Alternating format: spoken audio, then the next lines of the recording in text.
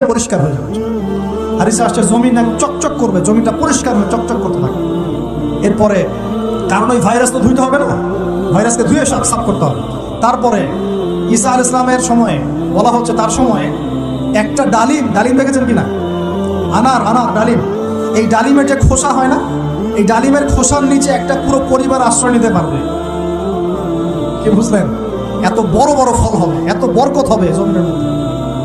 কখন বরকত হয়? যখন একটা জনপদের অধিবাসীরা আল্লাহর সামনে আত্মসমর্পণ করে, তখন আল্লাহ বরকত দেয়। আমরা কি আত্মসমর্পণ করছি? এই জন্যই তো অর্থনৈতিক মন্দা চলছে। এমনি নাকি সুদ খাচ্ছেন, দিব্যি ঘুষ খাচ্ছেন, দুর্নীতি করছেন, জেনা করছেন, মানুষের সম্পদ আত্মসাৎ করছেন, মাপে কম দিচ্ছেন, আবার নামাজও পড়ছেন মাশাআল্লাহ, তো বরকত কোত্থেকে আসবে? তো বরকত তখন আসে যখন একটা কম আল্লাহর সামনে সম্পূর্ণ আত্মসমর্পণ। একটা ডালিম হবে, এটা রূপ কথা নয়, এগুলো গাল গল্প বলছি না।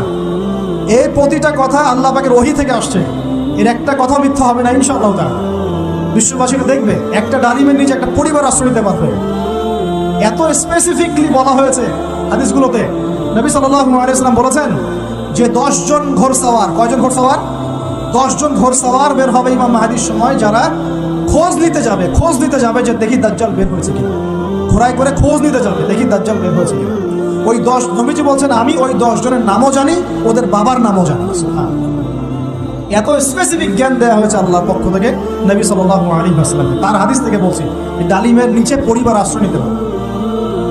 তো অনেকে হয়তো হাসবে, কি বলে উল্টা পাল্টা কথা, তাই না? নাস্তিকরা মনে করতে পারে যে হাসবে, আরে হাহারি এক দিয়ে রেখে দেবে। এখন মানুষ ফেসবুকের মতো চিন্তা করে, ফেসবুকের মতো হাসে, ফেসবুকের মতো কাঁদে। মানুষ এখন রোবটিক হয়ে গেছে। ঠিক আছে, আচ্ছা। তো এরপর কি? এরপরে বরকতের এই সময়টা শেষ হয়ে যাবে কখন? যখন মানুষ আবার সেই জেনা, পাপ, শিরক, কুফর এগুলোতে লিপ্ত হবে। আল্লাহ রাসূল বলছেন এমন একটা মানুষও বাকি থাকবে না, একটা মানুষও না যে খালি লা ইলাহা ইল্লাল্লাহ কালিমাটা পড়তে জানে, এমন একটা মানুষও বাকি থাকবে না। বলেন, ওরা হবে এই পৃথিবীর সবচেয়ে নিকৃষ্ট মানুষ। ওদের চেয়ে নিকৃষ্ট কোনো মানুষ এই পৃথিবীতে হবে। এখনো কি এরকম সময় আসে নাই? এখন কি লা ইলাহা ইল্লাল্লাহ আছে না? পূর্ণাঙ্গ প্রয়োগটা নাই, কিন্তু কালিমা তো আছে কিনা? তখন নবীজি বলছেন এমন একটা যুগ আসবে যে লা ইলাহা ইল্লাল্লাহ বলার মতো একটা মানুষ খুঁজে পাওয়া যাবে না। আর মানুষ রাস্তাঘাটে কুকুরের মতো জেনা করবে। রাস্তাঘাটে কুকুর যেমন সঙ্গম করে না রাস্তাঘাটে, ওই রকম করে মানুষ রাস্তাঘাটে জেনা করবে। ওই সময়ে আল্লাহ রাব্বুল আলামিন পশ্চিম দিক থেকে সূর্য উঠাবে। কোন দিক থেকে? সূর্য সত্যি পশ্চিম দিকে উঠবে।